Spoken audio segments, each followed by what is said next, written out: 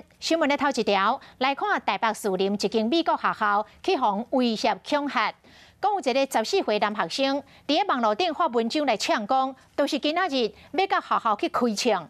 伊阁来警告伊的同学，今仔日千万唔通去学校。学校接到消息，马上来报警，嘛通知所有的家长，今仔日停课一天。警方嘛派30个警力到学校严惩来戒课。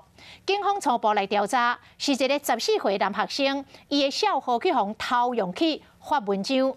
这个网络顶的地址来自3个无同的国家：美国、埃及甲印度。后续无排除，会请刑事局协助调查。30位员警全副武装，身躯顶有手枪和 MP5 枪，伫学校外口大规模的戒护，拢唔敢放松，都是因为校方伫昨接到枪击的威胁。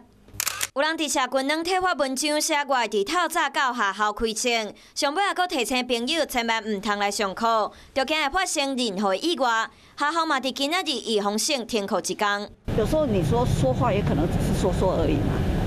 那有的人就是对威胁感可能会比较严重。警方联络到这位发文章的人是一位14岁男学生，伊甲警方讲，家己的小号互偷用，连朋友的相片嘛互人打伫社群软体。目前经到派出所提告妨害电脑使用罪。目前我们查到的国外 IP 来源大概是在美国、埃及还有印度。另外我们必要的话也会协调刑事局来协助我们侦办。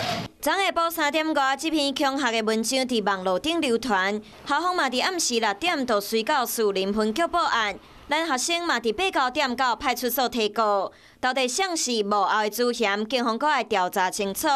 不过，这篇恐吓内容已经互校方内外人拢真惊讲。